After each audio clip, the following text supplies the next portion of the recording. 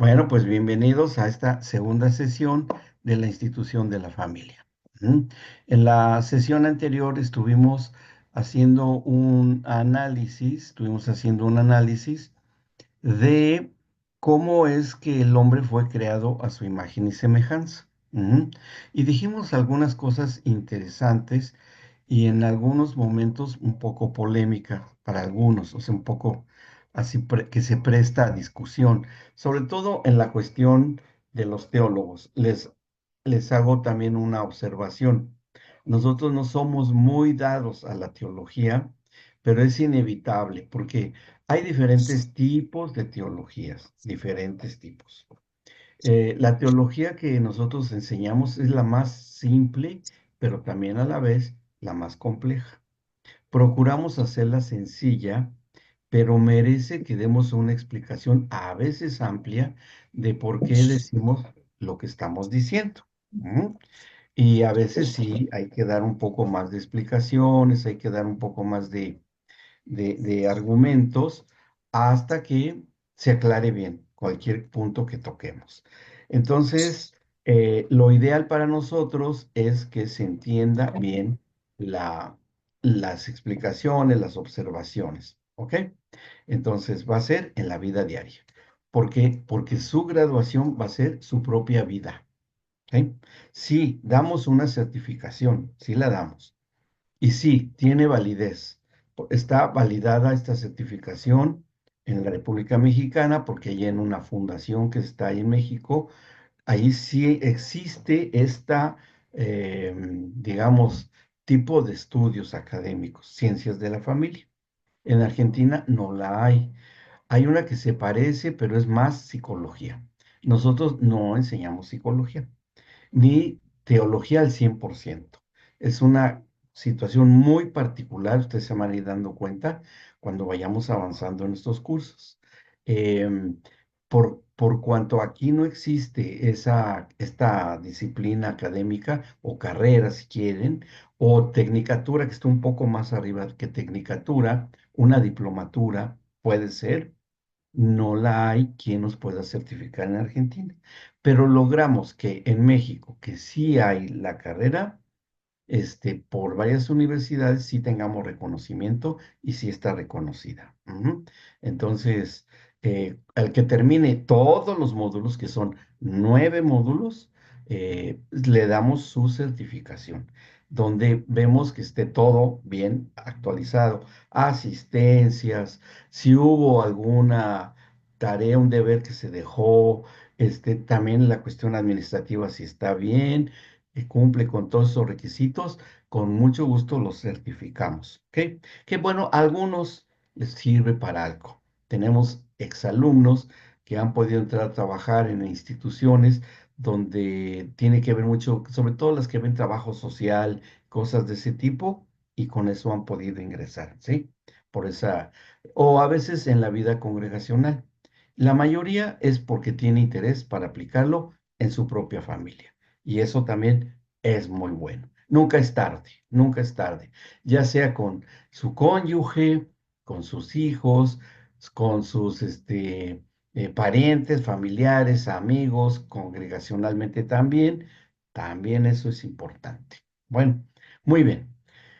Dado esto y habiendo comentado, me quedé en ese comentario que en la clase anterior vimos el origen de el hombre mismo y que fue hecho a imagen y semejanza de Dios.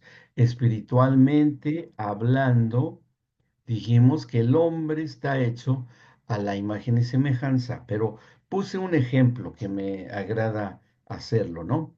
Y se los voy a repetir en cuanto a los que no estuvieron la sesión anterior. Si vieron la clase, se van a acordar en video.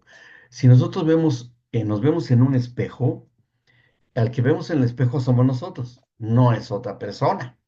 Está a nuestra imagen y semejanza. Pero si a esa imagen y semejanza le empiezan a hacer preguntas, pues sí, se van a escuchar a ustedes mismos y van a ver que mueve la boca igual que nosotros y que soy yo realmente, pero no soy yo el que está en el espejo. Esa mi imagen y semejanza.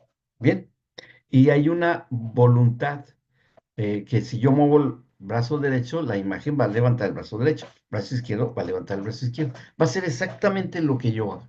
Parece que va a hablar exactamente lo que yo estoy diciendo, pero no soy yo, yo soy yo. Tal como se le presentó Dios a Moisés en la zarza ardiente, ¿se recuerdan? Cuando le pregunta a Moisés, si me dice el faraón quién me envía, ¿qué le digo? Dile que te envía el yo soy el que soy. ¿Sí? Y ya está. Y bueno, ¿cómo se logró que por medio de esa imagen el hombre tuviese voz, voluntad, inteligencia? Pues bueno, el Señor tuvo que hacer toda una serie de cosas para que el hombre pudiera ser prácticamente la presencia espiritual de Dios en la tierra. ¿Qué hace? Le hace una casa, le hace una habitación y hace toda la creación. Ujú. Ya que hace toda la creación, que vamos a empezar a ver, y hoy sí vamos a ver esto, algunas ilustraciones que tenemos en este PowerPoint que ustedes van a ver a continuación. Bueno, aquí está un repasito de la clase anterior. Ujú. Y eso es lo que estamos diciendo. Vamos a ver aquí, lo vamos a poner acá. Que esto es, en cuanto ya entrando un poco más detalladamente al tema, eh, la familia crea al hombre y habíamos comentado también por ahí que para hacer esa imagen y semejanza con inteligencia, con una voluntad propia, no una imagen que se replica como en un espejo, sino ya teniendo cierta independencia, pero siempre dentro de la voluntad de Dios. Ujú. Ninguno de nosotros, por más que quiera, nunca va a poder hacer algo que no esté dentro de la voluntad de Dios. Es más, les digo, aún el diablo, siendo lo que es, ¿sí? Él está bajo la voluntad de Dios, ¿sí? Y ustedes, claro, algunos me podrán decir, no, pero es que el diablo hace mucho daño, el diablo hace muchas cosas, sí, pero no.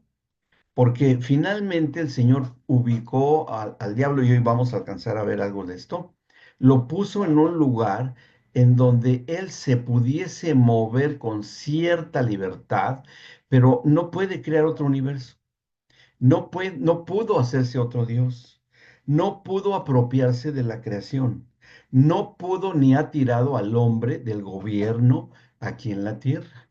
Que el hombre le dé su lugar es otro problema que vamos a entender, pero no ha podido, ¿me explicó?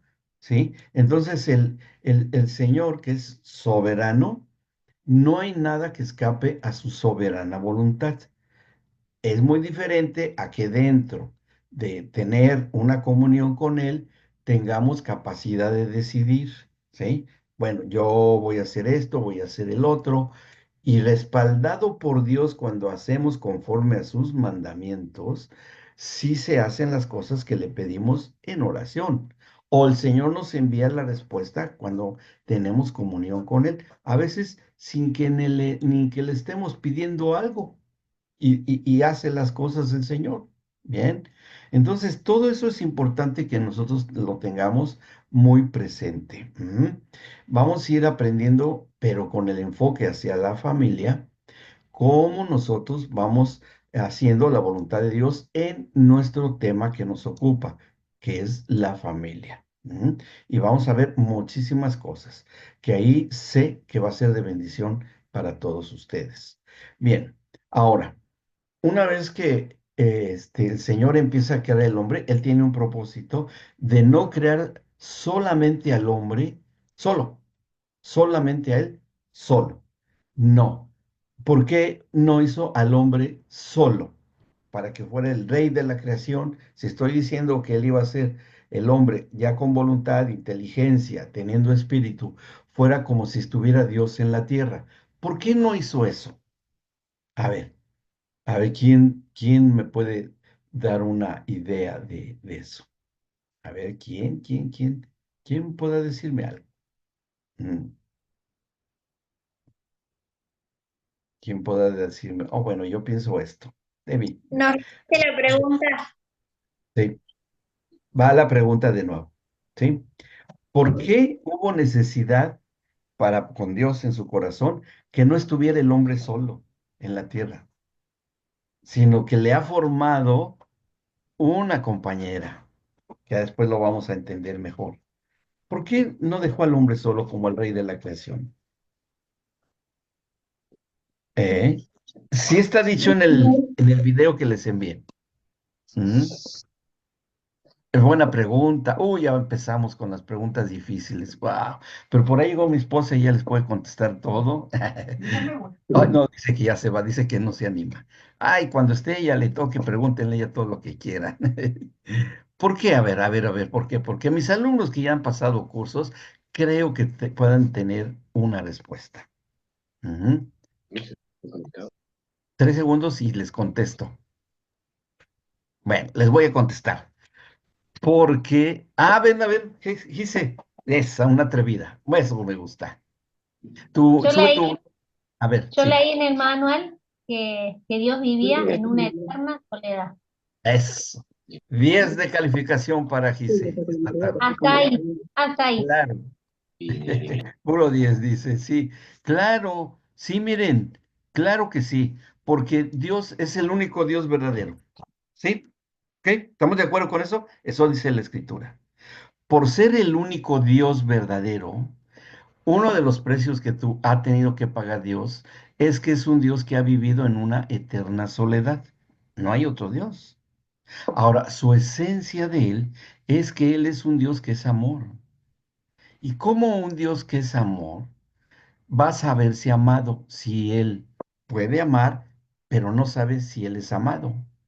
Se trató de más o menos establecer esa esencia de Él haciéndose en tres personas, el Padre, el Hijo y el Espíritu Santo, como una familia, para amarse como una familia.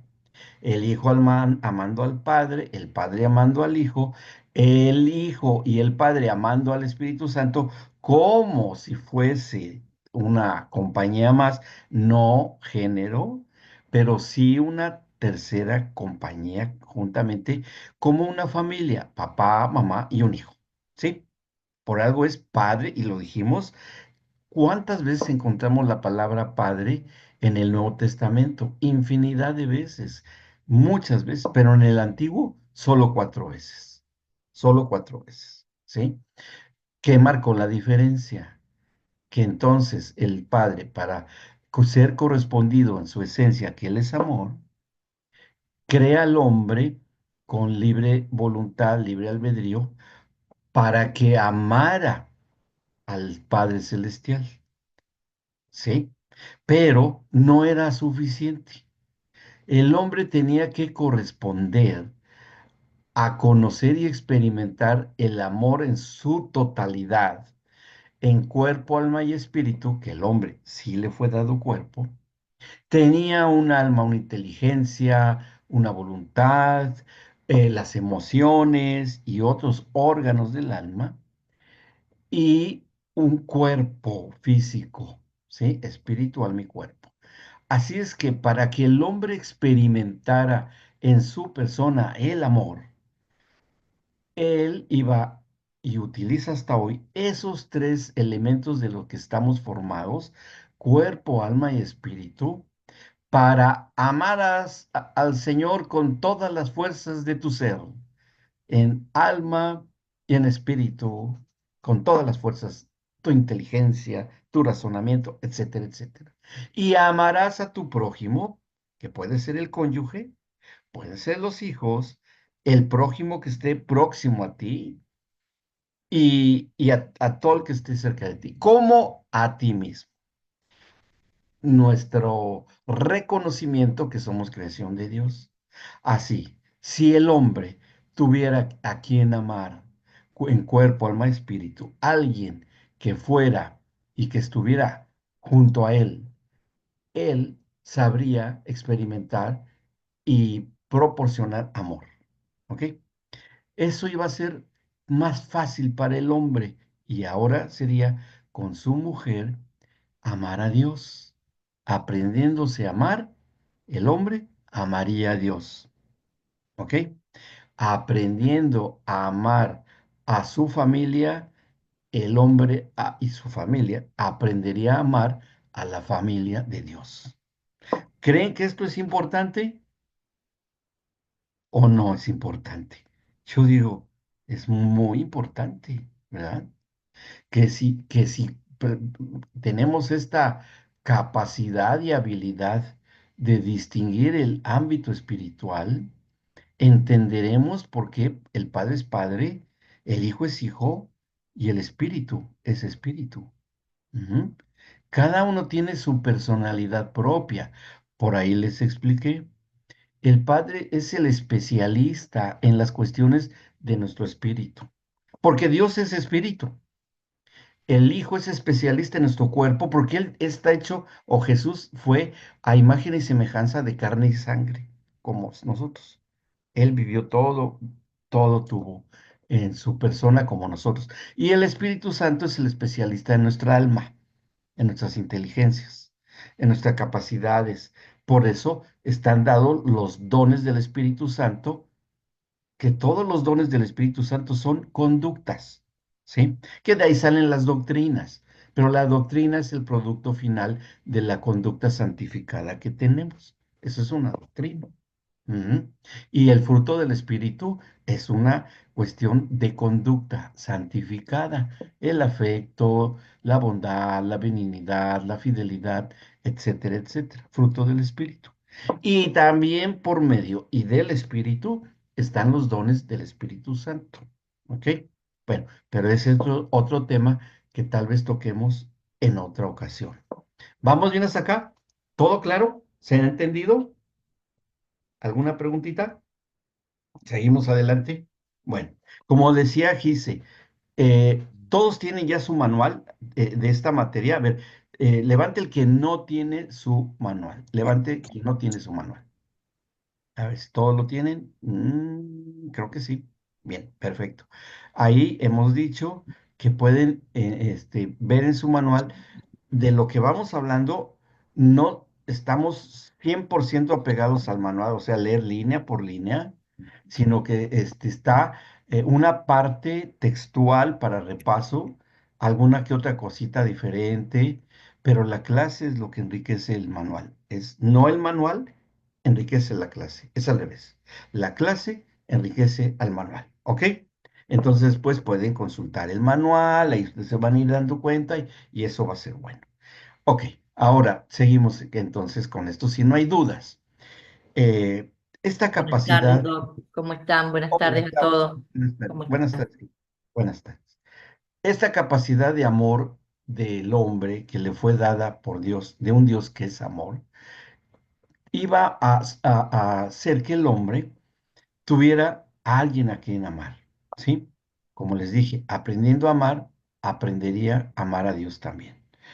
Y el hombre vio que no era bueno que el hombre estuviera solo. ¿Mm? ¿Por qué? Porque el Señor no había experimentado tanto la soledad en la eternidad. Vayan ustedes a saber cuánto tiempo. No, es un misterio que no nos es revelado hasta que tuvo la ocurrencia de que era el hombre, una criatura de su imagen y semejanza. Por eso es que el Señor piensa cuando está creando al hombre y dice, no es bueno que el hombre esté solo, ¿sí? No es bueno. ¿Por qué? Porque Él no quería que el hombre viviera en esa soledad como Él había vivido, ¿sí? Dijo, no es conveniente. ¿Por qué? Porque eso le iba a traer bastantes situaciones muy complejas y por otras cosas que hoy vamos a considerar. Bueno.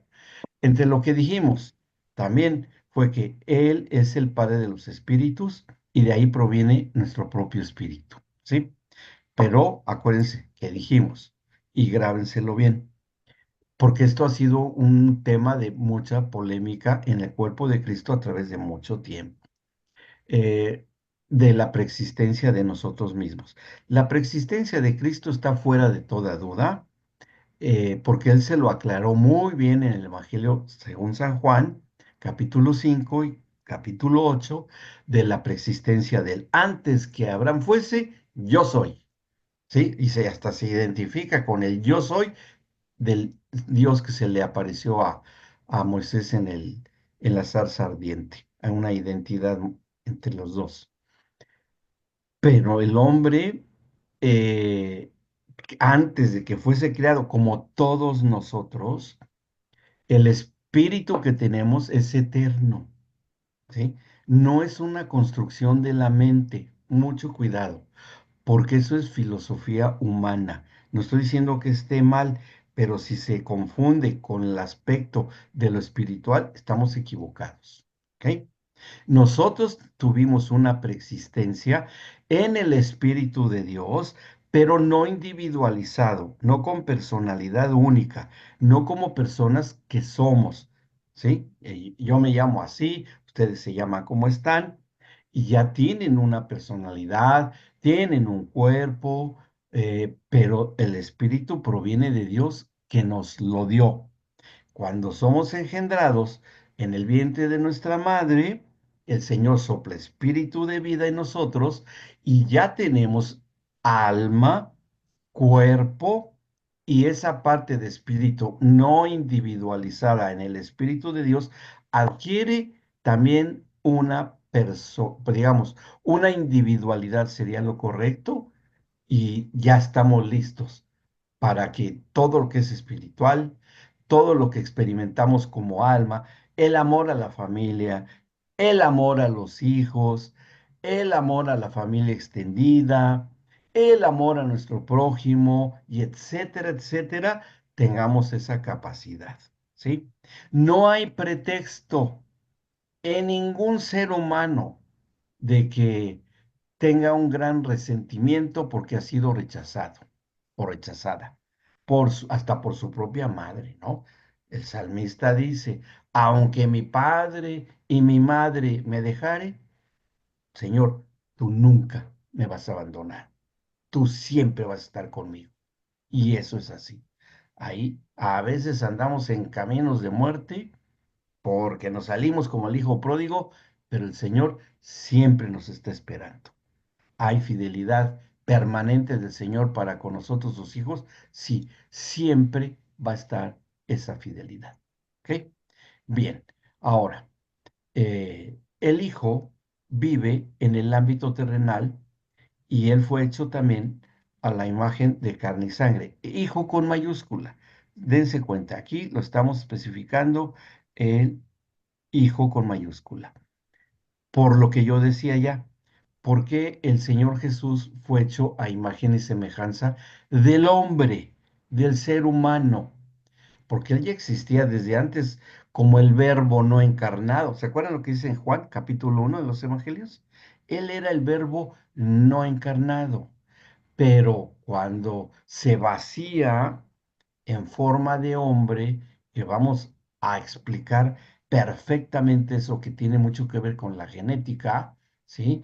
Y la clase y la sesión anterior, por ahí envié un documento de un premio Nobel en donde él verifica la existencia del espíritu y el alma, ¿sí? Que fue John Eccles. Ahí tienen el documento, ahí en el chat. Si no lo pueden dar, porque hay varios de nuevo ingreso, se los envío nuevamente con mucho gusto. Son expresiones dadas en congresos, en entrevistas, en muchos lugares, que este hombre, una eminencia en la neurofisiología, le dieron un premio Nobel por sus descubrimientos y él fue el que soltó la bomba en ese tiempo, en su tiempo, allá por los años 60, los años 70, que empezó la llamada década del cerebro, empezó a hablar de la neuroteología, ¿sí?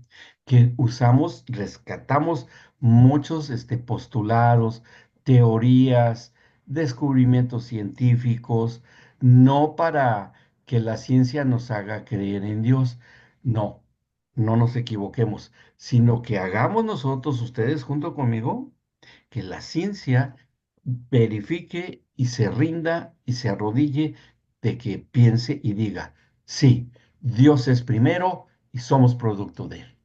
Eso es. ¿Me explico? Entonces, el Hijo, el Señor Jesucristo, por cuanto ya existió un primer Adán, debía de existir un segundo Adán, o el Adán postrero, ¿sí? El postrer Adán, como está escrito ahí en una de las cartas de Corintios. O sea que en la tierra hay dos Adanes. Uno que está guardado no sé dónde y no me toca juzgar en dónde esté guardadito el espíritu y alma del primer Adán. Esa fue su responsabilidad o irresponsabilidad. Lo que sí sabemos es dónde está el postrer Adán. ¿Y dónde está el postrer Adán? ¿Dónde estará? Oh, fácil, en la presencia del Padre, gobernando, el Rey de Reyes y Señor de Señores. Y este postrer Adán que está haciendo ahí, está haciendo algo muy importante, muy estratégico. Lo que está haciendo el postrer Adán es preparando a su novia, porque se va a casar, ¿eh? Se va a casar este postrer Adán, va a haber una gran boda y está actualmente, miren, lavando, ¿sí? Maquillando, peinando, hermoseando a su novia, que es la iglesia. En eso estamos. Y saben, quieren que les diga un pequeño secretito, que no es secreto, está en la Biblia, que el matrimonio es un ensayo para estar en las bodas del Cordero. Ujú. Que como nosotros nos comportemos en nuestro matrimonio, ensayamos bien, aprendemos bien el guión y lo empezamos a vivir en verdad, ya no actuándolo, ya no fingiéndolo, sino verdaderamente haciendo de un buen marido, una buena esposa o mujer, un buen hijo, una buena hija. Aprobamos el curso de la familia y vamos a estar en las bodas del Cordero cuando llegue el tiempo y nos una en matrimonio. Estoy hablando del cuerpo de Cristo, la iglesia, y eso está en el Apocalipsis. Y nos una en matrimonio con el Cordero de Dios, con Jesucristo, el Rey de Reyes, Señor de Señores, y va a haber una gran boda.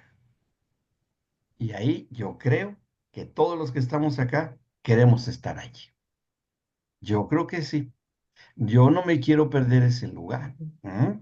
Yo quiero estar en esa boda, formando parte de esa iglesia. Y estoy diciendo iglesia no es denominación, no es corriente denominacional, una postura teológica, una cuestión religiosa. No, no, no, no. Eso no tiene nada que ver. Eso el Señor ni lo ve. Él ve el padre ve a la novia de su hijo y le pregunta, ¿cómo está tu novia amada? ¿La estás aderezando? Sí, va bien. ¿Te obedece? Sí. ¿Ha aprendido todo lo que yo dije que se debía de cumplir para que no ande pecando por ahí, como se los expliqué al profeta Jeremías y al profeta Isaías, que andan ahí, andaban? Claro que era la nación de Israel porque empezaba, pero hoy se llama iglesia? ¿Anda pecando o no? No te preocupes, Padre mío, tu Santo Espíritu les está mostrando que no debe de cometer pecados. Es el trabajo del Espíritu Santo. Los redarguye de pecado, los convence de juicio y de justicia. Pregúntale, Padre, si quieres, en sus oraciones, porque mi novia te habla contigo, habla conmigo. Y nosotros les contestamos. Pero tú también, Padre amado, le puedes contestar como tú quieras. Y sabemos que sí, porque cuando los discípulos le pidieron al Señor Jesús, enséñanos a orar, le puso la plantilla o puso el boceto del Padre Nuestro, que sí le dieron a llamar, pero que es una guía de oración simplemente, ¿verdad? Los loritos sí la repiten así, uno 20, 50 seguidos, pero eso no tiene ninguna, es incoherente. Pero si nosotros lo vamos tomando como una guía, podemos orar junto con nuestra esposa, nuestros hijos, con sentido de lo que oramos. Y eso es educación, entrenamiento. Bien, y eso es precisamente, volviendo a nuestro tema, por lo que el Señor le da una compañera al primer Adán, ¿sí? Y es muy interesante. Bueno, y acá abajo en la plaquita dice, el Espíritu Santo ministra nuestra alma. Bueno, ya lo dijimos. Ahora sí, vamos a la siguiente.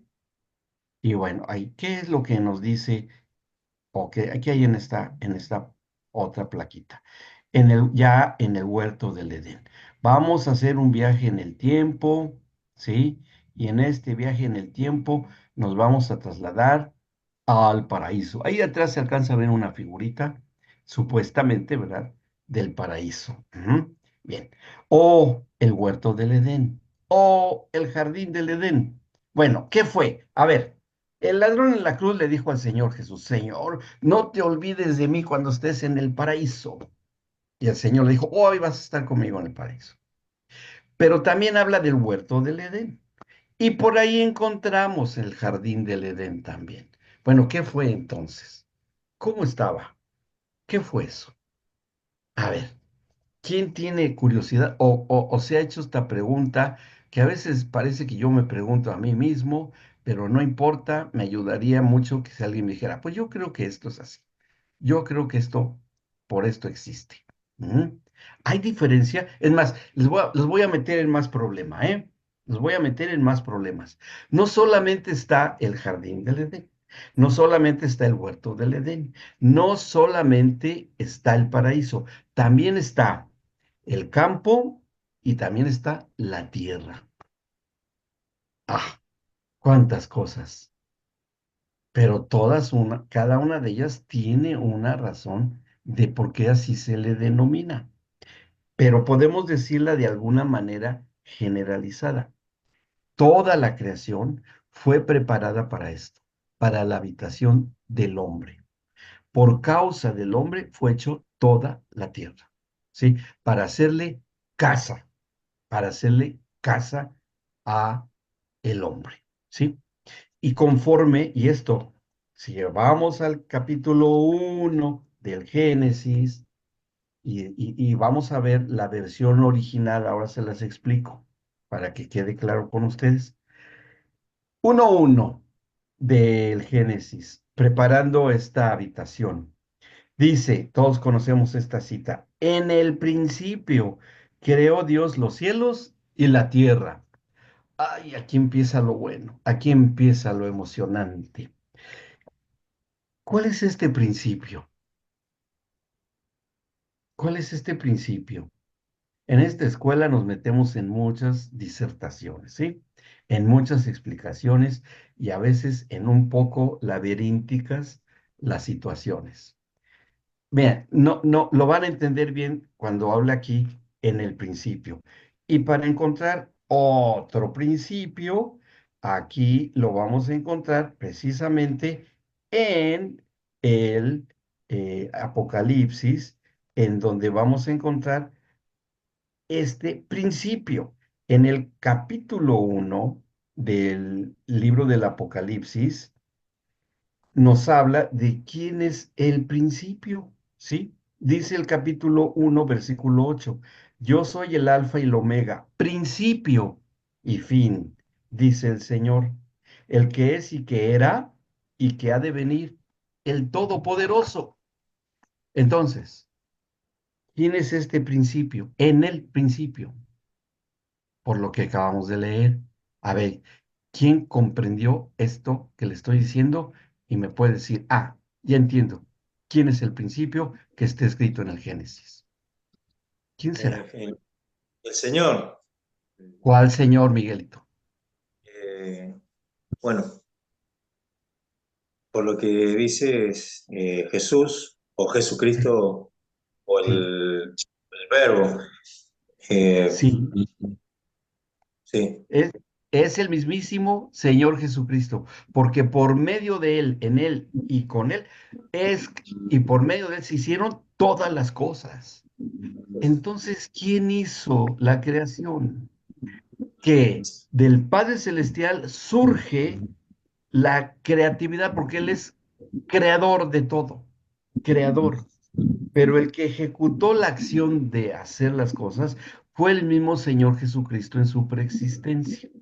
Bien, porque por medio de Él fueron hechas todas las cosas y por medio de Él aún todavía y seguirán subsistiendo. Bien, entonces aquí ya encontramos que todo tiene un origen del corazón de Dios y el ejecutada la acción por el Señor Jesucristo, porque era el verbo. y un verbo es acción, ¿sí? ¿Quién ejecutó la acción? El Señor Jesucristo. ¿Y quién fue el obrero? El obrero que fue haciendo todo. Bueno, aquí dice que en el principio creó Dios, involucra a los tres, los cielos y la tierra. O sea que podríamos decirlo de esta manera y no nos equivocamos. En Cristo el Padre creó los cielos y la tierra. Sí, es correcto. Ujú, es correcto. Ya habrá oportunidad de confirmarlo. Dice, y la tierra estaba desordenada y vacía, y las tinieblas estaban sobre la faz del abismo, y el Espíritu de Dios se movía sobre la faz de las aguas. Ahora, vamos a entender esto porque va a ser muy importante lo que vamos a estudiar en el capítulo 3 de la caída del hombre y por qué las familias decayeron y se fueron para menos, mal, mal, mal, mal. Bueno, ¿qué pasó en el versículo 2? En el versículo 2 dice que la tierra y los cielos ya habían sido creados, ¿sí? La ciencia dice que existe el contenedor, que es el espacio, y la tierra, que es la materia. El espacio y la materia. Y eso la ciencia lo admite que así es. Y aquí lo está diciendo. Así es que ya encontramos y estamos ya empezando a meter la ciencia humana, pero sujeta a lo que dice la palabra. Y dice, y la tierra estaba desordenada y vacía. Ujú. Y cuando estaba así, desordenada y vacía, viene una coma, ¿sí? Y después de esa coma, dice, y las tinieblas estaban sobre la faz del abismo. ¿Qué pasaría si no existiera esta coma aquí? Porque es importante la ortografía en la Biblia. Hay que aprender a leer el punto y la coma en la Biblia para entenderla. Si le quitásemos la coma, diría así, y la tierra estaba desordenada y vacía, y las tinieblas estaban sobre la faz del abismo. Hay una coma, y tiene que leerse de la siguiente manera, y la tierra estaba desordenada y vacía, un espacio. Y las tinieblas estaban sobre la faz del abismo, otra coma, un espacio, un lapso. Y el Espíritu de Dios se movía sobre la faz de las aguas. Y los estudiosos de la Biblia se han metido a entender este versículo 2, ¿sí? Que esto tiene muchísimo que ver con lo de la familia. ¿Mm? Fíjense, y aquí vamos a estar detenidos un poco de tiempo, ¿ok? Bueno, vamos a ver qué pasó aquí, porque para nosotros podrá ser una coma, un suspiro, una inhalación, porque para eso son las comas y darle énfasis a lo que está escrito. Pero en lo que aquí dice Nicolás el pastor, distintos periodos de tiempo. Sí, pero en la medición de lo eterno nos cuesta un poco de trabajo comprenderlo. ¿Me explicó? Es un poco dificultoso. Vamos a ver qué pasó. ¿Dónde podemos encontrar qué hubo en esa coma en las circunstancias de lo eterno? ¿Sí? Para nosotros es un suspiro. Pero para lo que ocurrió en este lapso que hay y la tierra estaba desordenada y vacía, coma, un lapso, ¿sí? Un lapso, una fracción en lo eterno, y las tinieblas estaban sobre la faz del abismo, coma, otro lapso, y después vuelve a empezar. Y el Espíritu de Dios se movía sobre la faz de las aguas. Y vamos a entenderlo, porque esto es clave para entender lo que le pasó a la familia cuando se salió de la voluntad de Dios. Y que ahora tratamos de estudiarla pues para que las cosas vuelvan a ser como en un principio. Es importante que veamos esto. ¿Qué es lo que ocurrió? Fíjense. Y para esto vamos a hacer un viaje y vamos a estar viajando aquí en la Biblia y me encanta verlo de esta manera porque se pone muy interesante. Y vámonos al capítulo 28 del libro del profeta Ezequiel, ¿sí? Ezequiel 28. Vamos a ver qué ocurrió en esta primer coma, ¿sí? En este espacio. en este lapso, una fracción de lo eterno, si es que podemos tratar de entenderlo, porque estamos en el no tiempo humano, estamos en un instante del eterno presente. ¿Qué pasó allí? Capítulo 28, el profeta Ezequiel tuvo una visión profética. Y una particularidad de los profetas, todos los profetas mayores y menores, es que ellos hacen, y nosotros cuando estudiamos la Biblia en un instituto bíblico se enseña mucho eso, cómo interpretar la Biblia bajo ciertas reglas de interpretación, para no inventar y hacer suposiciones o especular con la palabra, que eso es muy negativo. No les recomiendo especular con la palabra y tratarla de entender bajo nuestras propias razonamiento, porque no hay quien pueda tener lo que Dios ha pensado. Tenemos una fracción por la palabra de ciencia, el discernimiento de espíritus, sí, todo eso, pero el meternos a estudiar la palabra implica una disciplina que es, bueno, en el estudio de la Biblia se llama hermenéutica, ¿sí? La hermenéutica. La hermenéutica es el entendimiento de los textos bíblicos. Si quieren anotarlo, anótenlo, si no, memorícenlo, o al menos lo están escuchando tal vez por primera vez. La hermenéutica es la comprensión y entendimiento de los textos bíblicos. Y hay otra palabrita en el estudio de la Biblia que se llama exégesis, así con X, exégesis. ¿Y qué es la exégesis? El entendimiento de las palabras que contiene la escritura, de palabra por palabra, ¿ok? Entonces vamos a hacer un ejercicio de hermenéutica y exegética, ¿sí?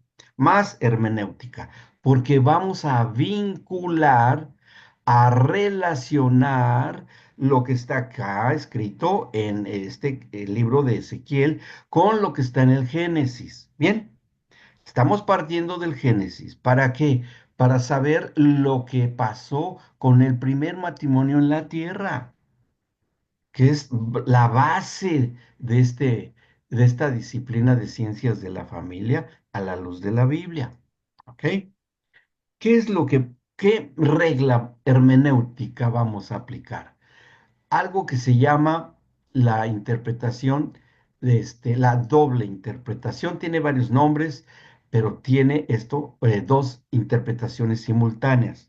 Los profetas le hablaban a personas que tenía frente a sus ojos o que personalmente les hacían llegar estos mensajes a personas de su tiempo de los profetas. En este caso, el profeta Ezequiel. Y en este capítulo le está hablando al príncipe de Tiro. Ujú.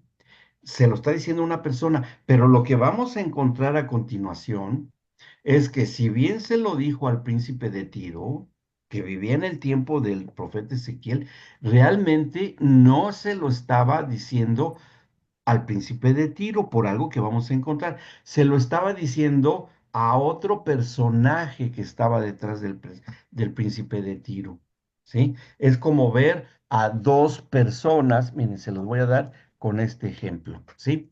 Aquí vemos una lapicera, ¿está bien? Pero detrás de esta lapicera hay, aquí, ¿qué creen que hay aquí atrás de esta lapicera? Son dos lapiceras, ¿sí?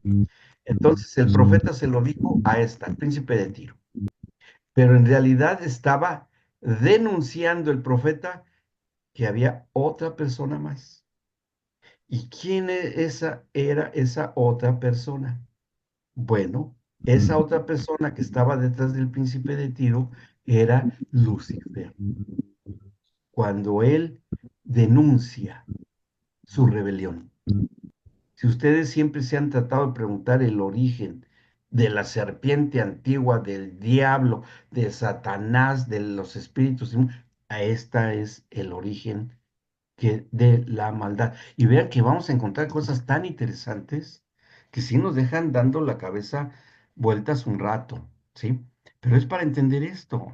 Y de esto se trata en este módulo, que comprendamos en la posibilidad de que nos dé nuestro espíritu y cerebro lo que está escrito en la palabra de Dios, estrictamente lo que está escrito.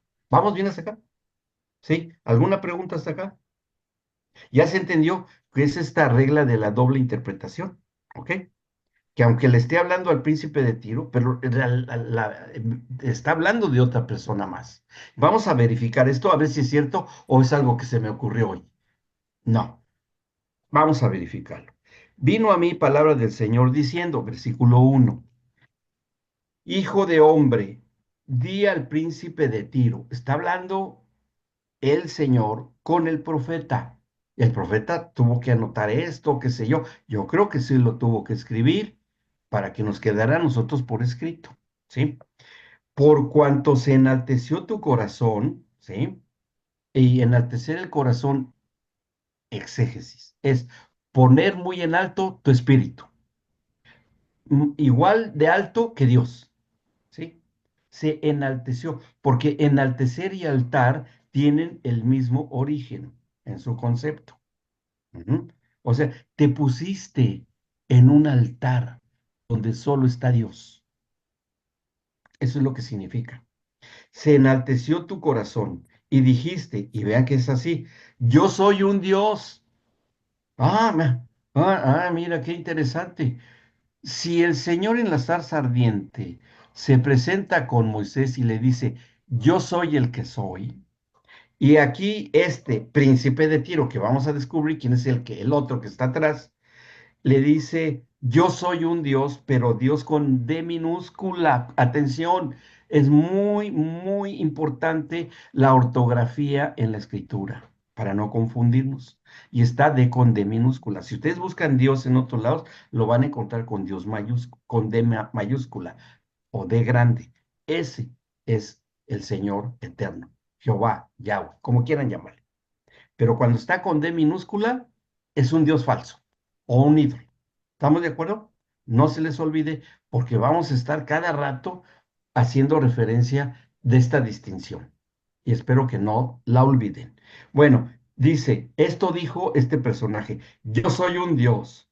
Ahora, en el trono de Dios, ahora, vean, como dice, en el trono de Dios está con D larga, ¿sí? Con D larga y está hablando del Dios único y verdadero. Entonces, este personaje está tratando de usurpar el lugar de Dios cuando dijo, yo soy un Dios, en el trono de Dios estoy sentado en medio de los mares. Y mares en la escritura y entendimiento de los hebreos significa una inmensidad de algo que está contenido en algo. Y está hablando del ámbito espiritual donde el Señor habita. ¿Sí? Y que estaba haciendo algo, en esa inmensidad estaba creando algo. Ujú. Mares tiene ahí, que más tarde les voy a dar un significado más exacto de mares, pero tenemos que avanzar porque se nos va el tiempo. Dice, yo soy un Dios que estoy sentado en medio de los mares. Y aquí se le aclara, porque está entre paréntesis, siendo tú hombre y no Dios. Hombre en el Antiguo Testamento no habla de género. Atención, no es hombre de género masculino. Aquí habla de ser humano, de humano, ¿ok? Así, de un humano. Pero es que este no era un humano, no era un humano, pero sí era el príncipe de Tiro. O también la otra persona a la que se le está hablando era un espíritu creado. ¿Sí? Era un espíritu creado. Y díganme si no es así, que todos los ángeles son espíritus ministradores que fueron creados por Dios para obediencia a Dios, con una cierta libertad en su voluntad, una voluntad condicionada, sujeta a las órdenes de Dios, y tenía la libertad de obedecer o no obedecer, pero no tienen cuerpo, solo son espíritu. Y así vamos a ver que ese otro personaje se nos está aclarando un poco más, que era un espíritu. Bueno, dice siendo tú hombre, o sea, una criatura o alguien creado, y no Dios, y has puesto tu corazón o tu espíritu como el espíritu de Dios o como el corazón de Dios. Fíjense qué tremendo que este personaje trataba de usurpar el lugar de Dios. Ujú. Luego dice, he aquí que tú eres más sabio que Daniel, no hay secreto que te sea oculto. Daniel el profeta, del cual está escrito aquí en los profetas mayores, el que tuvo mucha revelación de quiénes eran los principados cuando habla de la interpretación del sueño de la estatua del rey Nabucodonosor. Si lo han leído, se acordarán que Nabucodonosor, el rey de Babilonia, que invadió y saqueó a Jerusalén y se llevó prisionero a Daniel y sus amigos. Si tuvo el rey un sueño, soñó una estatua que tenía cabeza de oro, el tórax de plata, el vientre de bronce, las piernas, bueno, toda esa parte, y después hierro y después barro, y barro mezclado con hierro, que son príncipes que han gobernado la tierra hasta el día de hoy, que estuvo con los babilónicos, con los griegos, con los persas, con los romanos, hasta el día de hoy está. Hasta el día de hoy existen estos principados. Por eso se hace referencia a Daniel, ¿sí? Ya había pasado Daniel en la historia, aquí estaba en la historia. Y le dice, tú, conoces muchas cosas como Daniel. Con tu sabiduría y con tu prudencia has acumulado riquezas y has adquirido oro y plata en tus tesoros. Se lo decía así al príncipe de Tiro porque el príncipe de Tiro tenía eso. ¿O ustedes creen que era un príncipe pobre? Bueno, si era un príncipe es porque tenía oro y plata. Y los reyes tenían oro, mucho, y plata también. Pero el oro en la escritura significa realeza y la plata significa poder. O sea, le estaba diciendo, tú tienes mucha cuestión de autoridad o realeza, más bien autoridad y plata también, las dos juntas. Autoridad y también puede ser que da igual a cierto poder. Y con la grandeza de y plata en tus tesoros, con la grandeza de tu sabiduría, en tus contrataciones, es decir, que tenía varios trabajos, ¿sí? Que hacer, has multiplicado tus riquezas. Y a causa de tus riquezas se ha enaltecido tu corazón, o has puesto tu espíritu muy en alto con esa sabiduría que tienes. Lo podríamos decir así parafraseado. Por tanto y por consecuencia de eso que has tenido, así ha dicho Jehová el Señor, por cuanto pusiste tu corazón como corazón de Dios. Ah, aquí pasó algo interesante con este personaje. Quería usurpar el lugar de Dios. Estaba en un lugar de gran autoridad y de gran poder. Y tenía muchas cosas que estar trabajando porque tenía muchas contrataciones. ¿Vamos bien hasta acá? ¿Qué sería esto? Bueno, dice, y todo eso has hecho que tu corazón, tu espíritu se ponga muy en alto. Por tanto, por consecuencia, así ha dicho el Señor, porque esto, pusiste tu corazón como corazón de Dios, por tanto, he aquí, yo traigo sobre ti extranjeros, los fuertes de las naciones, que desenvainarán sus espadas contra la hermosura de tu sabiduría y mancharán tu esplendor. Ahora, tengo que seguir la lectura sin interrupción para comprender esto que está aquí escrito de los extranjeros. Se van a sorprender de quién se trata, ¿sí? Porque esto es algo profético. ¿Mm? Fíjense, dice, seguimos leyendo. Mancharán tu esplendor, al sepulcro te harán descender, y morirás con la muerte de los que mueren en medio de los mares. Hablarás delante del que te mate diciendo, yo soy Dios. Tú, hombre, eres, o creación, criatura, y no Dios en la mano de tu matador. De muerte de incircuncisos, atención, incircuncisos. Morirás por mano de extranjeros. No pierdan de vista estos dos conceptos, incircuncisos y extranjeros. Porque yo he hablado, dijo el Señor. Vino a mi palabra diciendo, hijo de hombre, levanten endechas sobre el rey de Tiro y dile, así dicho Jehová el Señor, tú eras el sello de la perfección, lleno de sabiduría y acabado de hermosura. Y vean lo que dice el 13. En Edén En el huerto de Dios estuviste.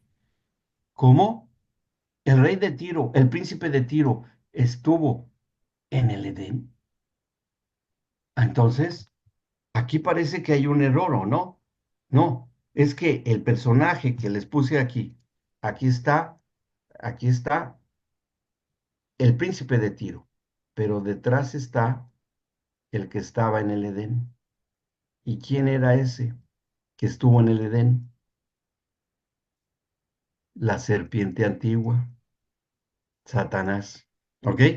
¿Ya se dieron cuenta a quién le está hablando? Aquí, el Señor. Y aquí empieza a describir su apariencia. Y esto es importante que la describamos, pero después vamos a ir a nuestro descanso ya. Vamos a ver qué significa esto, esta profecía de lo que es. He aquí traigo sobre ti extranjeros, los fuertes de las naciones, etc. Bueno, estábamos tratando de explicar esta referencia que es muy importante y estratégica para comprender la caída del hombre que está en sus manuales y qué es lo que afectó a esta primera pareja o matrimonio en la tierra y que trajo tantos problemas. Y vamos, tenemos que entenderlo porque esta es la base de todo.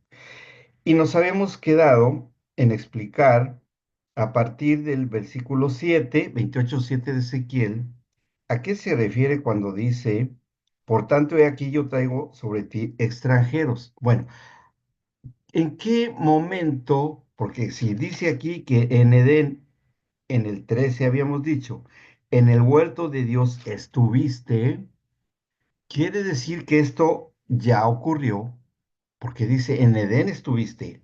Hay esa instante hacia atrás, en un pasado inmediato, que este personaje, que no es el príncipe de Tiro, porque no existía ni Tiro en ese tiempo, ahí, ¿se acuerdan que les dije que si bien le está hablando el profeta a un hombre físicamente presente, que es el príncipe de Tiro, pero en realidad le está hablando y denunciando al otro personaje que está ahí atrás de este otro príncipe, que es Lucifer mismo? Lucifer quiere decir lucero de la mañana. Y ese era el nombre de Lucifer antes de revelarse y ser el primer pecador en la creación. ¿Cómo? Si no había ley de Moisés. No, pero es que sí fue así y vamos a verificarlo aquí en la escritura. Ujú. Bueno, pero entendamos primero para no complicarnos mucho la vida. En el 7 dice, por tanto, o sea, como consecuencia, por ese enaltecimiento de espíritu, dice, volvemos a la lectura del 7, por tanto, y aquí yo traigo sobre ti extranjeros. Extranjeros, pues, nosotros tenemos el concepto de que es un ciudadano de otro país, ¿no? Que está en nuestra geografía. Yo soy mexicano, pero vivo en Argentina. Yo aquí viví algún tiempo como extranjero y ahora ya no. Ya tengo DNI, ya tengo derechos ciudadanos, obligaciones ciudadanas. Ok. Tengo doble nacionalidad, mexicano y argentino, casi argentino. Bueno, tengo netos aquí, así es que ya me siento más de acá que en otro lado.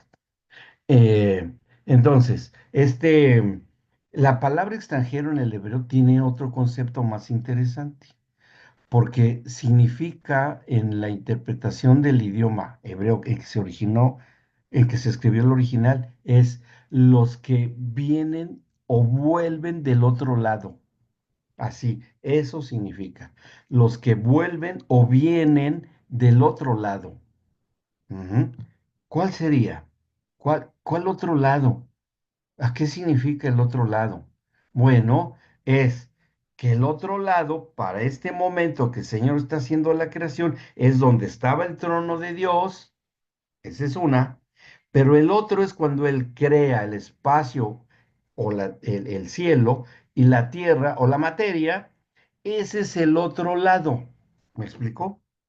Y ahí, en el otro lado, es donde iba a estar habitando el hombre y a donde se había ido a meter este personaje.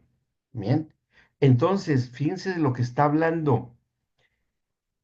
He aquí yo traigo los que vienen o los que vuelven del otro lado, ¿sí? Los fuertes de las naciones, y todavía no había naciones cuando hubo la rebelión de Lucifer, no había otras naciones. O sea que está hablando de esos que vuelven del otro lado, los que están habitando otras naciones, ¿sí? Que van a desenvainar sus espadas contra la hermosura de tu sabiduría y mancharán, fíjense, mancharán tu esplendor. No se les olvide esta palabra, esplendor. Va a ser importante. Esplendor. ¿Ok?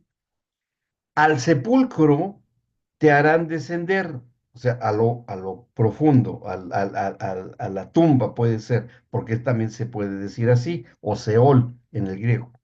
Y morirás con la muerte de los que mueren en medio de los mares. Te va a rodear una asfixia que no te vas a poder ni mover, como el que está en el fondo del mar. Así, no vas a poder hacer nada. ¿M? Esos extranjeros van a sacar sus espadas y te van a arrojar allí, ¿sí? Y bueno, ¿cómo podemos entender esto que le está diciendo el Señor a este personaje de los que vuelven del otro lado, que van a sacar sus espadas, que son los fuertes de las naciones? ¿Y quiénes serán esos? Pablo habla de quiénes son. Y es la iglesia de Cristo, porque en Efesios 6 el apóstol Pablo habla de la armadura de Dios. ¿Se acuerdan? El yelmo de la salvación, la coraza de la justicia, el cinturón de la verdad y la espada que es su palabra. ¿Ok? Y naciones nos incluye a nosotros, los que estamos acá en Argentina, incluye a los que estén en otras naciones, siempre y cuando sean este tipo de extranjeros, que después vamos a saber con mayor precisión quiénes son. ¿Mm? Dice, ellos van a sacar su espada, sería hoy. Ellos van a sacar algo que se va a llamar mi palabra, la Biblia, y ellos se van a entrenar en esta espada que va a acabar contigo. ¿Sí? Y es una espada que va a ser también, y esto es la espada de dos filos, que es el Espíritu Santo, porque va a estar en ellos. El Espíritu mío va a estar en ellos, y ellos con mi palabra, que se las voy a dejar por escrito, ¿sí? Van a acabar con tu hermosura y con tu esplendor, como mancharán tu esplendor, como habíamos dicho. Y ellos, ¿sabes qué? Te van a asfixiar, te van a lanzar a las profundidades. Y estos, y vamos a ver más exacto, en el 10 de muerte de incircuncisos. ¿Cómo le está hablando de incircuncisos si es este personaje que estuvo en el Edén y le está hablando de incircuncisos que son los gentiles, no los judíos, porque los judíos son circuncisos, pero les está diciendo de los incircuncisos, de los que no son judíos. Luego entonces, ¿de quién está hablando? Los veo que están enfrente de mí, de la iglesia. Está hablando Yo- de nosotros. Sí, sí, Miguelito. Diga, diga. sí, no iba a Exacto. decir, sí. Les está profetizando a este rebelde de que va a venir la iglesia y con la unción y el poder del Espíritu Santo y conocimiento de la palabra lo van a derrotar. Wow. Antes de que tan siquiera la creación se terminara. Ujú. Porque fue en ese lapso. Después dice, seguimos la lectura, el 28:11 de Ezequiel estamos. Vino a mí palabra de Jehová diciendo, Hijo de hombre, levanta endecha sobre el rey de Tiro, porque al otro dijo príncipe. Príncipe es el que tiene poder y cierta autoridad, ese es el príncipe del tórax de plata, el pecho de plata de la estatua de Nabucodonosor, que eso significa la plata. Pero ahora le habla al rey de Tiro y le está hablando a alguien con mucha autoridad que tiene una estirpe real, ¿sí? Pero está hablando por un lugar de autoridad y gobierno, o sea, que nos lleva a esa posición que tenía este personaje, que le vamos a encontrar nombre. Así ha dicho Jehová el Señor, tú eras, ¿eh? Ya no dice tú eres ni serás, Tú fuiste en tu momento en que estabas. ¿En dónde? Tú eras el sello de la perfección, lleno de sabiduría y acabado de hermosura. En Edén, en el huerto de Edén estuviste. ¿Y cómo? ¿Cómo estuviste en el huerto del Edén? Punto y coma ahí. ¿Se fijan? Que dice, en el huerto de Dios estuviste. Punto y coma. Y punto y coma es, me paro acá, pero voy a seguir sobre lo mismo que te estoy diciendo. ¿Sí? O sea, me detengo un momento, pero te voy a seguir hablando de esto que te estoy comentando o diciendo. Bien, eso, por eso hay punto y coma. ¿M? Y dice punto y coma. Y dice después, seguimos la lectura. Estuviste, de toda piedra preciosa era tu vestidura. De cornerina, topacio, jaspe, crisólito, berilo y ónice, zafiro, carbunclo, esmeralda y oro. Los primores de tus tamboriles y flautas estuvieron preparados para ti en el día de tu creación. Ahora, pregunta, pregunta. Los, estos personajes, ¿qué es este personaje aquí? Que está a punto de identificarse, ¿creen que tiene una vestidura que se quita cuando se va a dormir en la noche? ¿Se quita su vestidura y se acuesta a dormir sin su vestidura? ¿O es su cubierta, su forma externa? ¿Será eso? Fíjense qué vestidura, ¿eh? Porque dice que así estaba. En el huerto del Edén estuviste, porque, y con tu vestidura.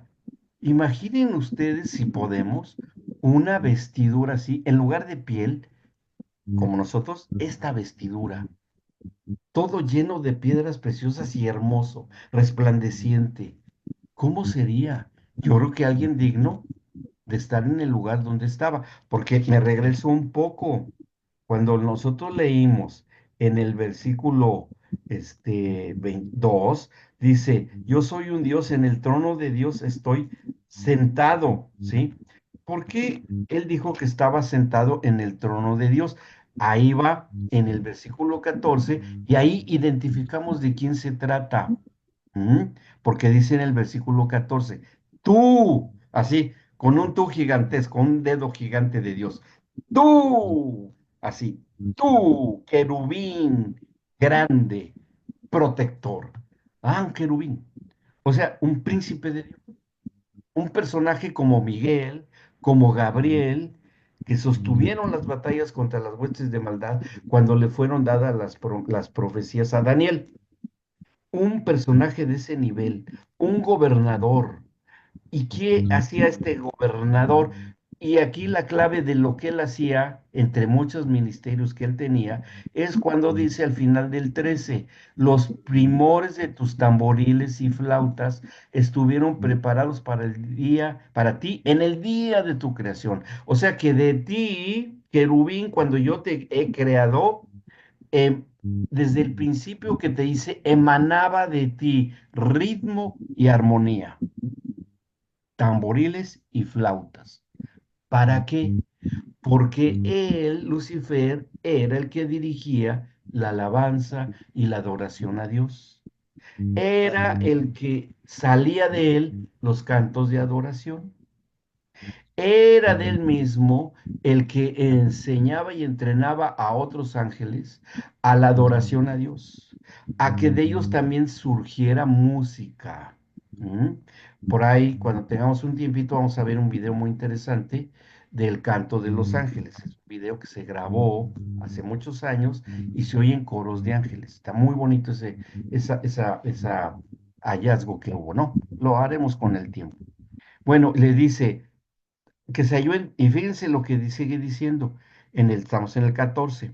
Yo te puse en el santo monte de Dios. Ah, Dios lo puso. No es que dice que él estaba sentado porque él quería. No, allí lo puso Dios. Y dice querubín protector porque es como si estuviera en un domo, así, estaba la persona de Dios mismo y sobre la persona de Dios, para tratar de entenderlo, así lo podemos explicar, él estaba encima y él iba dirigiendo la adoración de todos los ángeles, ¿sí? En un canto de adoración. De él salía la música. Él tenía creatividad para eso. Ujú.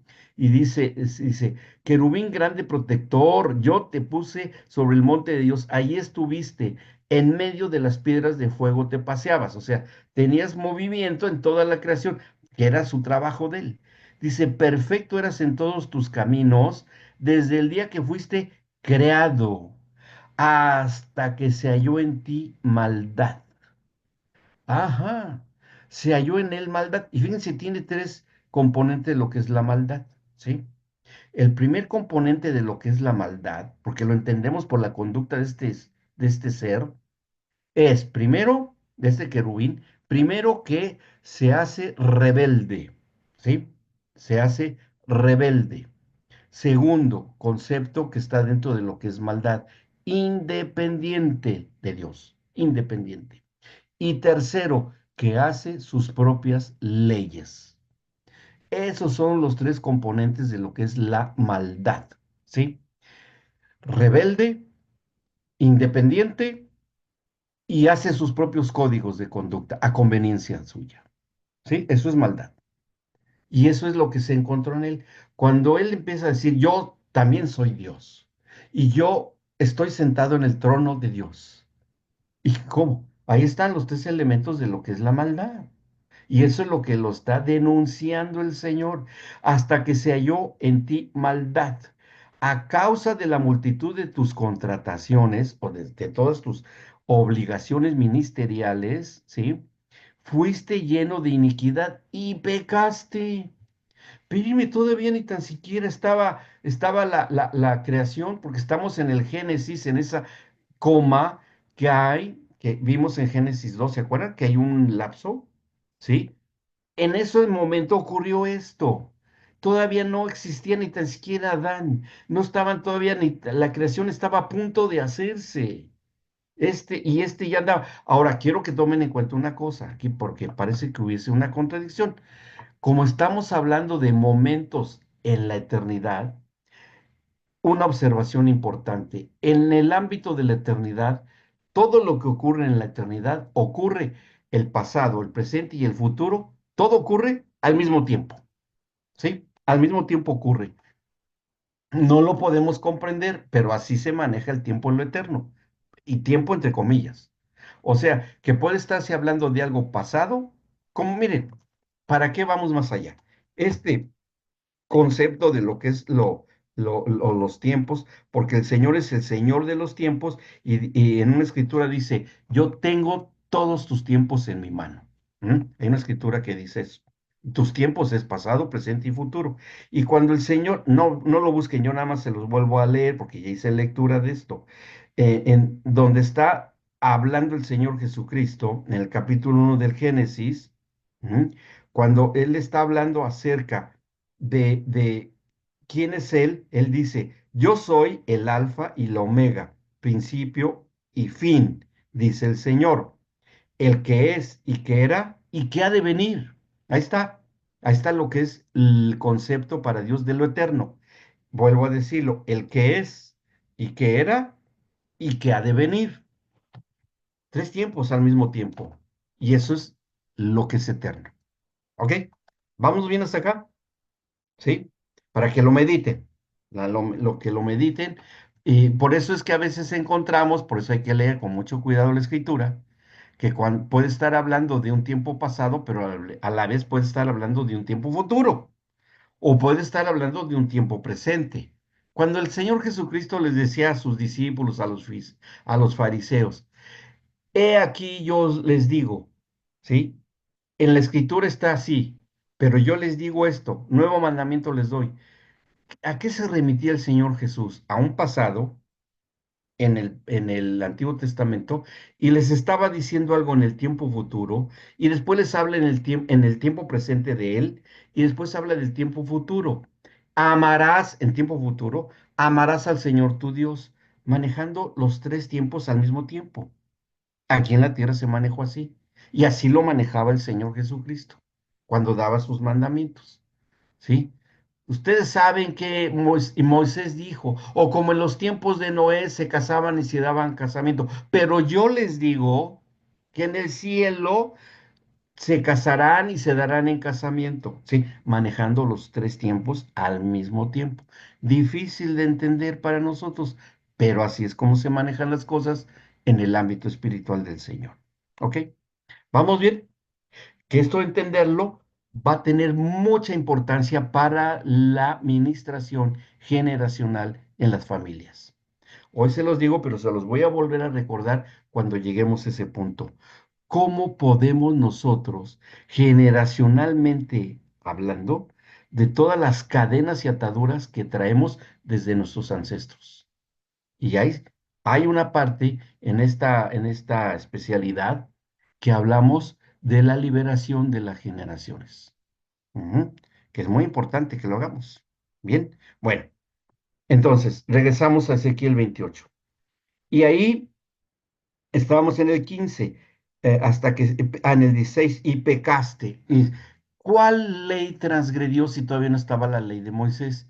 Hay una ley eterna que es la ley de Dios, ¿sí? Que es la justicia del Padre, la justicia del Señor. Esta justicia son las disposiciones legales que salen del Padre para hacer su voluntad dentro de su ética y moral propia de Él. La ética moral y propia del Señor las hace una ley y el que las desobedezca tiene que ser sancionado. ¿Ok? Eso es, a esa ley se refiere aquí el Señor. Dice, por lo que yo te eché del monte de Dios y te arrojé de entre las piedras del fuego, oh querubín protector, oh querubín protector.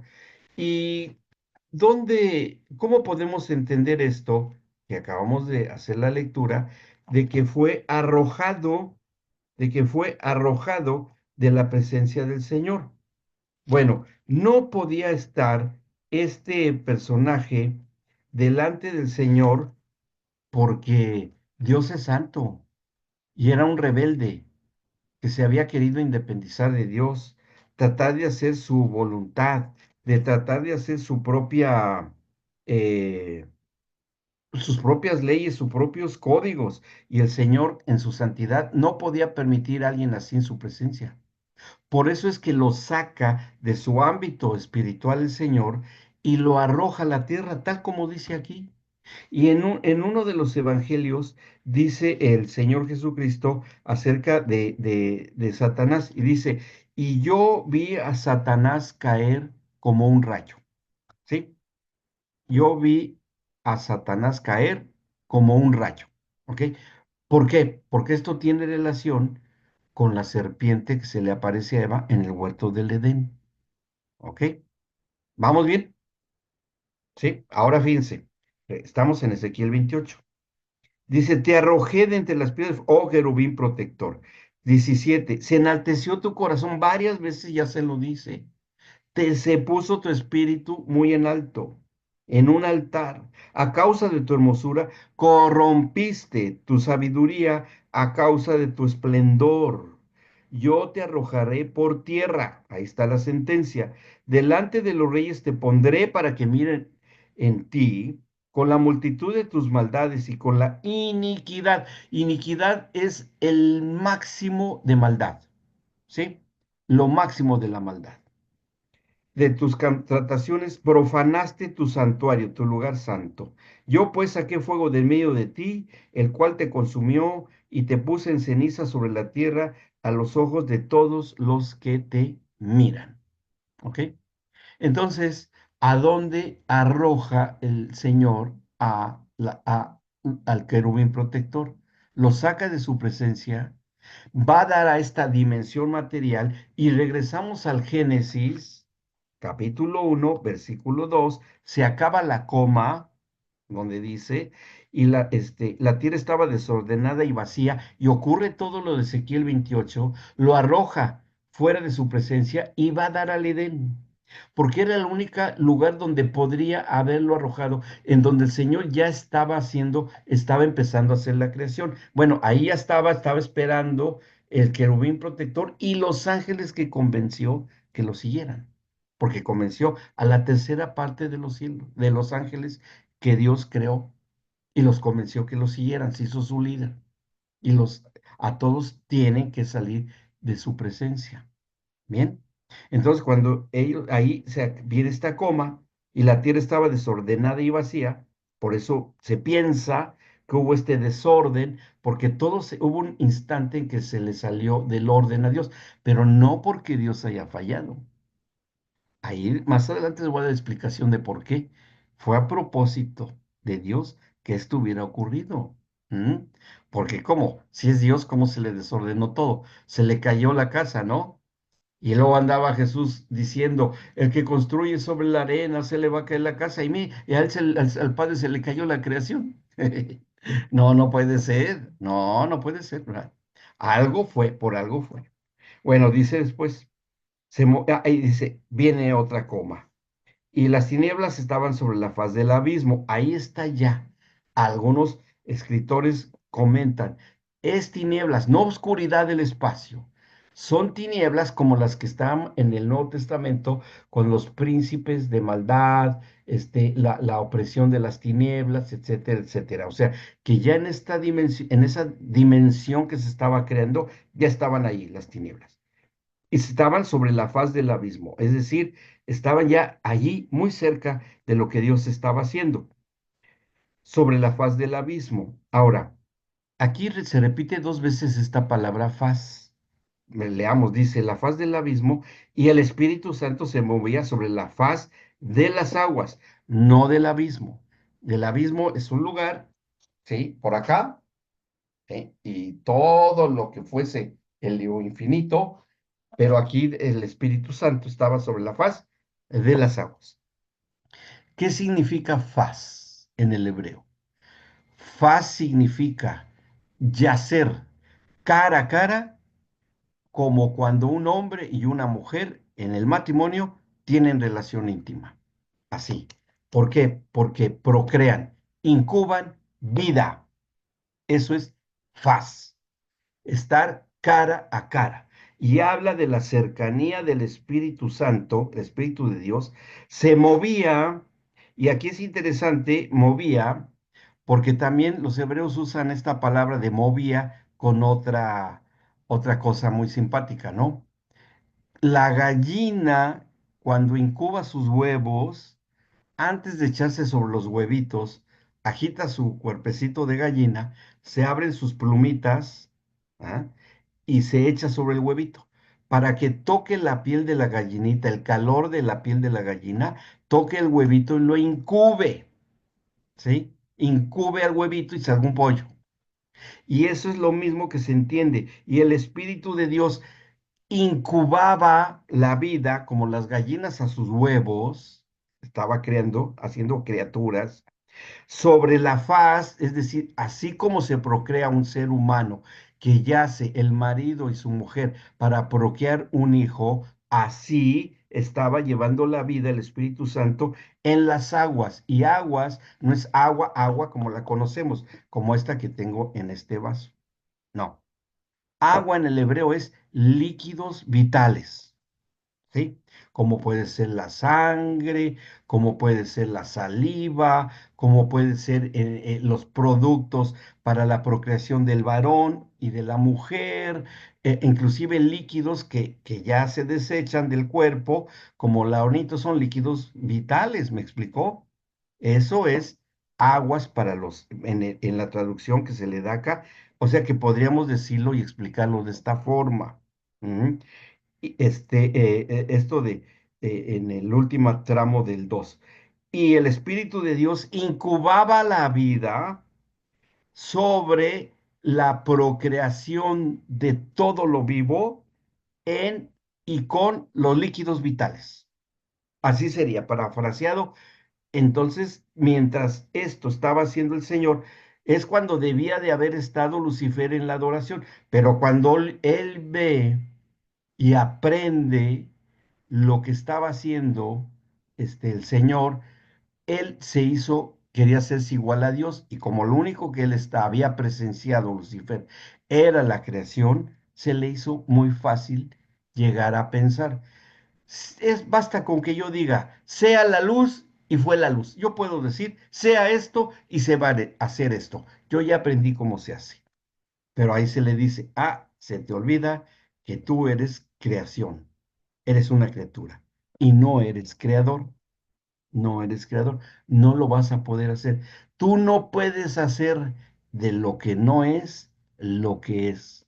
El único que puede hacer de lo que no es el Señor.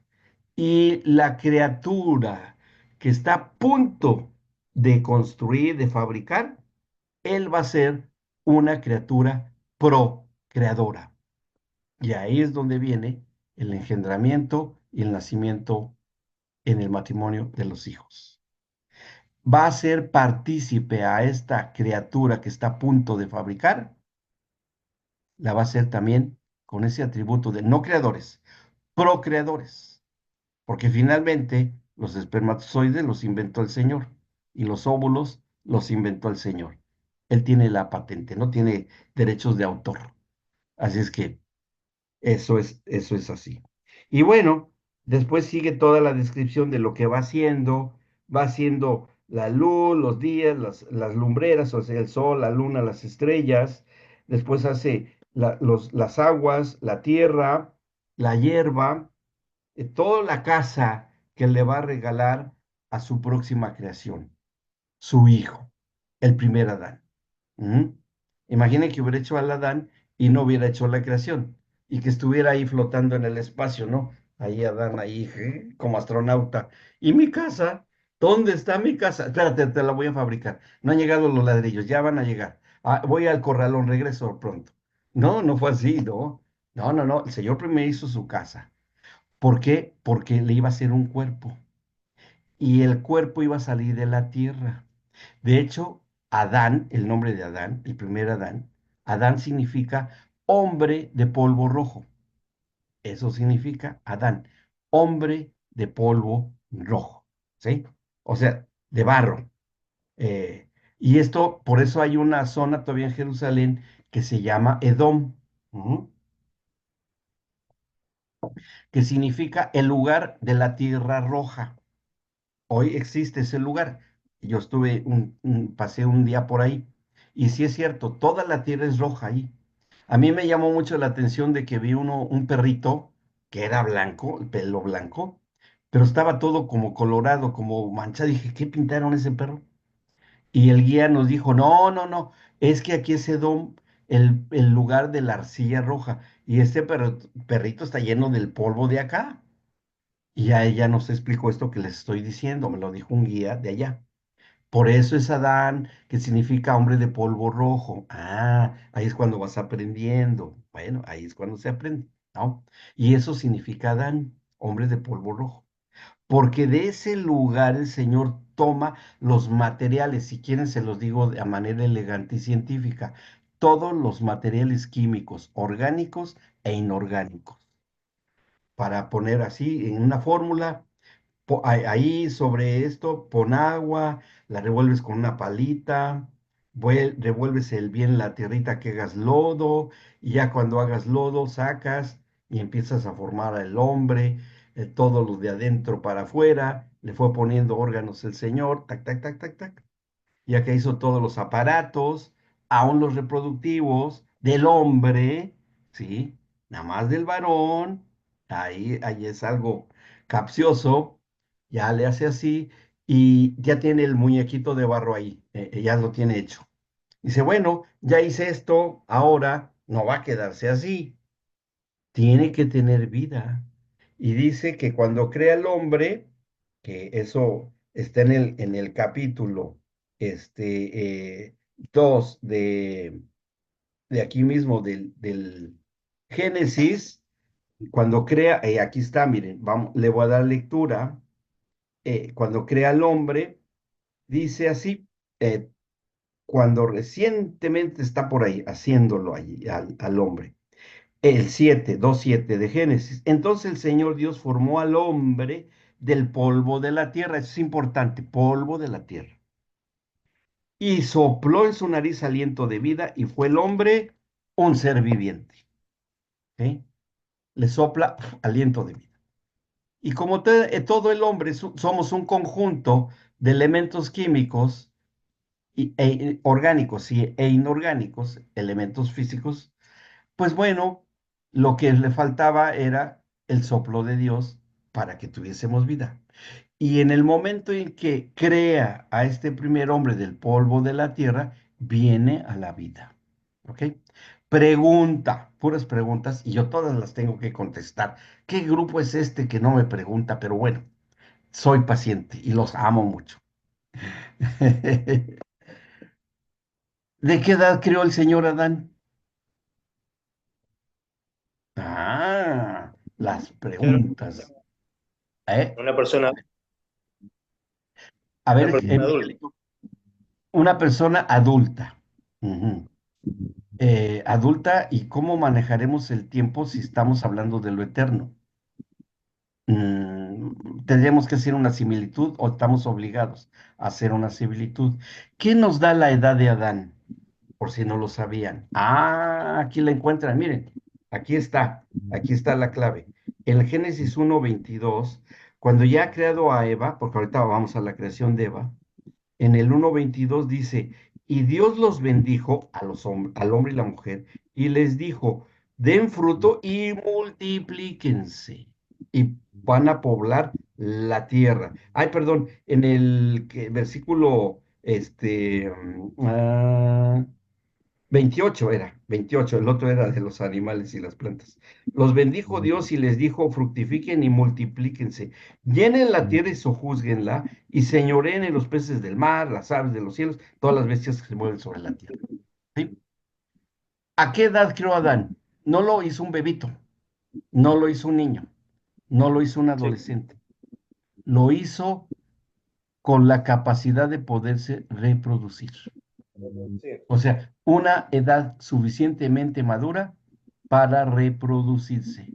A Eva creó a la mujer con la suficiente capacidad de reproducirse por medio de la intimidad matrimonial y procrear hijos. O sea, no podríamos decir una cierta edad, 18, 20, no. Probablemente una edad entendible para la cuestión de lo eterno podría haber sido a partir de los 30 años. Podría haber sido. Estoy diciendo una edad porque esa edad se va a estar dando con frecuencia y la ciencia lo ha comprobado. Ahí después les daré, ¿por qué 30 años? ¿Por qué 30? ¿A qué edad empezó el Señor Jesús su ministerio? A los 30 años. La ciencia ha descubierto que a los 30 años pasa algo muy interesante con nosotros. Desde que somos embriones, algo pasa, pero ya lo veremos en su momento. ¿Vamos bien hasta acá? Entonces, él crea un hombre. Nada más que hay un misterio que yo no he podido resolver, pero ustedes me van a ayudar a resolverlo. Ahí les va. Misterio a resolver. Tarea. ¿Adán tenía ombligo o no tenía ombligo? Uy. ¿Había pupo o no había pupo con Adán? No, yo creo que no. Pues qué mal se veía, ¿no? ¿Saben Sí, por qué se lo digo a manera así festiva y cómica? Porque aunque ustedes no lo crean, se hizo un concilio en el gremio católico por las pinturas que hicieron los grandes pintores y escultores, entre ellos Miguel Ángel Bonarotti, a uno de los papas, Alejandro, uno de los papas, el Papa Guerrero que le llamaban, cuando pintó la Capilla Sixtina y todo eso, y muchos que le imitaban a Miguel Ángel, le llegaron a preguntar al Papa y tuvieron que hacer un concilio porque le preguntó el pintor al Papa, Señor, ¿pintamos a Adán con ombligo? El Papa se quedó así. Ay, carambas, no, pues si le ponen ombligo, entonces, ¿dónde está la mamá? ¿Y dónde está el esposo? ¿O no? ¿Verdad? Tuvo que haber tenido placenta. Llegaron a la inteligentísima conclusión, no, ponle ombligo porque estéticamente se va a ver muy extraño sin ombligo y van a decir que tú te equivocaste. Y la gente nunca se pregunta eso. Hasta hoy, en esta clase, no los estamos preguntando. Bienvenidos y están estrenando un misterio de la creación. Adán no tenía ombligo. No, no, sí tenía. ¿Sabe por qué? Porque el muñequito no se movía. Cuando le sopló aliento de vida, como no se movía, agarró el dedito de Dios como en la tabla de Moisés y le picó en la barriga, ¡pam! Y le marcó el ombligo. Ya, resuelto el problema. No, no digan que yo se los dije, por favor. Van a decir que qué clase, qué tipo de clase estás tomando. Y le dijo, vive, pum. ¿Eh? Se equivocó, le debía dar masaje cardíaco, pero le falló el señor, se le fue a la barriga y ahí le inventó el pupo. Grandes misterios de la creación. Pero bueno, sigamos, sigamos. Era para despertarlos un poco. Ujú. Pero bueno, ¿se va entendiendo? ¿Se va entendiendo? ¿Sí? Bueno, bueno, aquí surge otra cosa, ya hablando en un plan más serio. ¿Y en dónde estaba la mujer? En el hombre, en Adán. Estaba contenida en Adán. ¿En dónde? En Adán. En su costado. ¿Sí? Fíjense, esto es bien importante. Y esto les va a dar mucho gusto a las mujercitas. Les va a dar mucho, mucho gusto. Cuando el Señor crea, porque eso pasa lo que pasa es que Génesis fue escrito por dos o tres autores, ¿sí? Un capítulo escribió Moisés y otro capítulo escribió Josué. Y hay un tercer autor, que no se supo quién fue, pero se supone que fue uno de los contemporáneos de Moisés Josué, que fueron escribiendo el Génesis, se fueron alternando. Uno escribió un capítulo y otro, porque ellos oyeron todos los relatos orales que se transmitieron del Génesis desde Set, el tercer hijo de Daniel. ¿Sí? Set fue relatando lo que pasó porque sus papás se los contaron a Caín y a Set. Abel ya estaba fuera de circulación por su hermano Caín.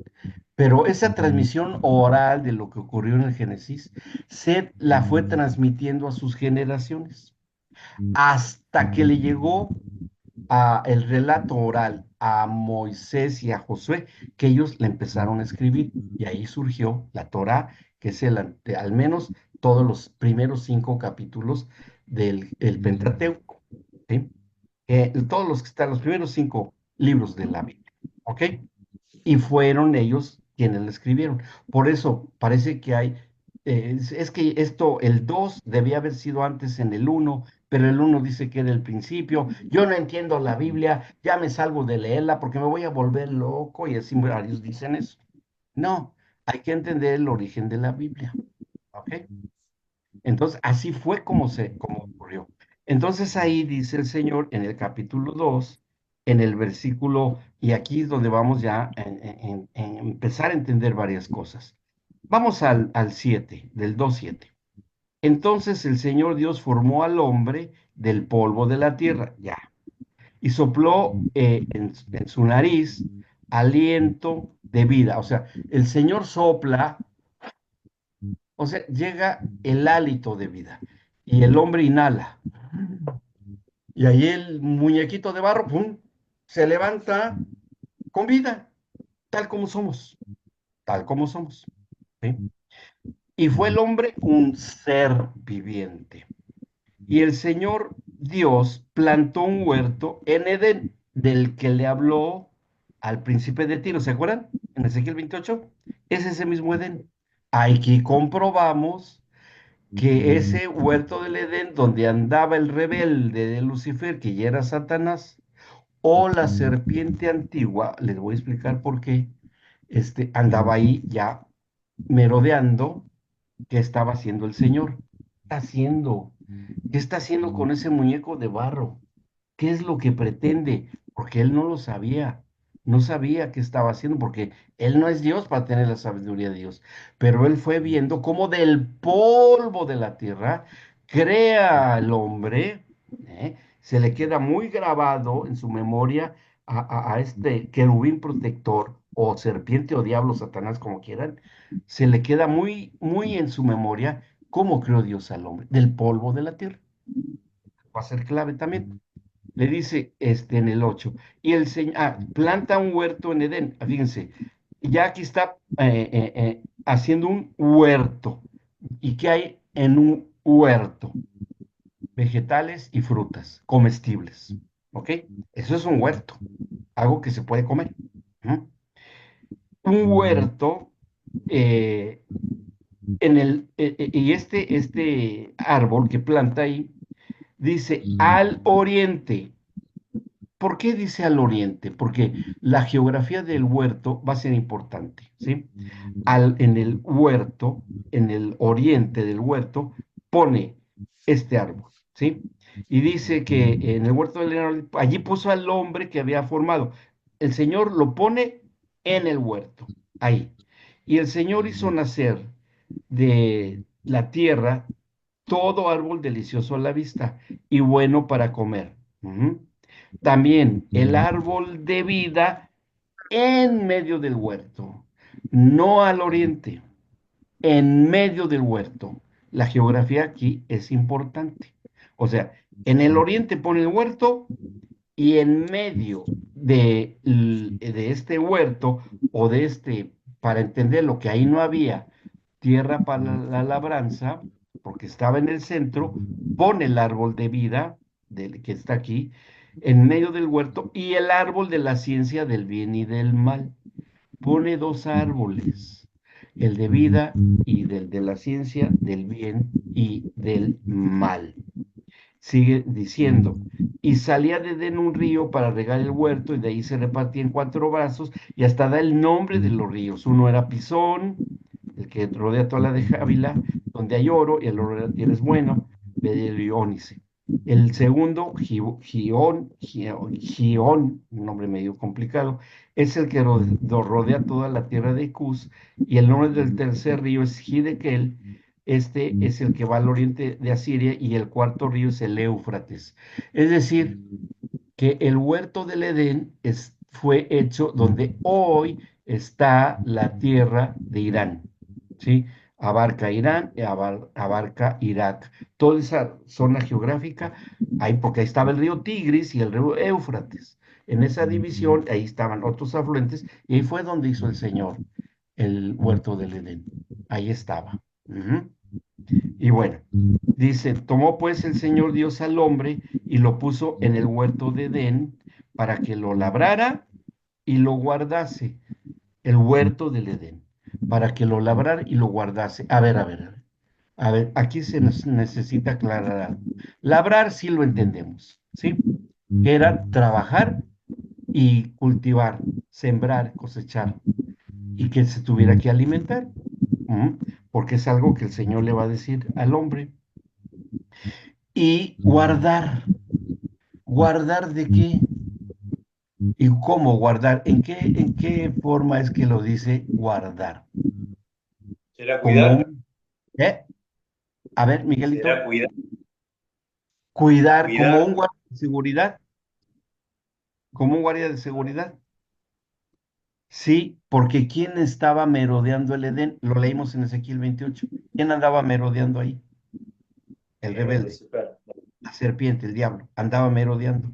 O sea, como le había dicho anteriormente el Señor a Adán en el capítulo 1, en el versículo 28, cuando le dice, señoréense en los peces del mar, en las aves de los cielos y en todas las bestias que se mueven sobre la tierra, habla de las bestias. Y entre esas bestias está lo que se profetiza por medio de Daniel y en el Apocalipsis de la bestia, que será Satanás mismo o la serpiente antigua, aunque es un querubín, ya no protector. Fue un querubín protector, pero hoy es un ángel de la maldad. ¿Sí? ¿Se dan cuenta? Ah, entonces ya vamos uniendo. ¿Qué estamos haciendo? Estamos haciendo dentro de la hermenéutica y la exégesis algo que los hebreos llaman midrash, ¿sí? Es decir, la vinculación de la escritura entre la armonía que hay entre libros y diferentes escrituras para entender lo global, ¿ok? Porque todo esto es importante para entender el sentido de la vida, el sentido de ser hombre, el sentido de ser mujer el objetivo del matrimonio, el objetivo de la familia. Son fundamentos. Por eso aquí en esta escuela somos fundamentos de la familia. ¿Ok? ¿Vamos bien hasta acá? ¿Sí? Ok, vamos terminando, ya estamos en el fin de esta sesión. Bueno, y sigue aquí, terminamos con esto. Para que lo guardas en el 16. Y aquí es donde le dice el Señor, y mandó el Señor Dios al hombre diciendo, de todo árbol del huerto podrás comer, mas del árbol de la ciencia del bien y del mal no comerás, porque el día que de él comieres, ciertamente morirás. Y miren, no había muerte en ese tiempo. Y en verdad que Adán recibió este mandamiento, pero en una absoluta ignorancia, porque él no sabía lo que era morir, ni nunca había visto un muerto, no había visto otro, porque nada más, además era el único ser humano sobre el planeta Tierra hasta este momento. Pero el Señor dio el mandamiento, porque es soberanía del Señor dar sus mandamientos, aunque no los entendamos, pero Él no los hace entender cuando sea el momento. Lo único que tenía que hacer Adán era obedecer, ¿sí? No estaba Eva todavía, aclaro, aquí vamos. Dice, podrás comer, mas del árbol de la ciencia del bien y del mal no comerás, porque el día que de él comieres, ciertamente morirás. Esto nada más le dice, porque el día que de él comieres, ciertamente morirás.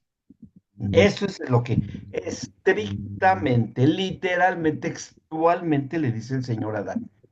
No comas porque vas a morir. Punto. No había más explicación. Es que es morir. Mm, Sabrás que es morir. El Señor no le revela lo que es la muerte a Adán hasta que lo experimente y muy trágicamente, muy trágicamente. Bueno, dice finalmente, vamos a la última que leeremos. Y dijo el Señor, Dios, no es bueno que el hombre esté solo, le haré ayuda idónea para él. ¿Por qué? Le tuvo que hacer ayuda idónea y eso es lo que hablamos al principio de la eterna soledad de Dios. ¿Sí? Para que el hombre aprendiera a amar a Dios amando a la ayuda idónea y el Señor está a punto de inventar el matrimonio. Pero primero tiene que crear a la mujer para que haya matrimonio. ¿Ok? Bien, vamos bien. ¿Hasta acá? ¿No hay dudas? ¿Quedó claro? Bien. Bueno, muy bien. Pues vamos a parar.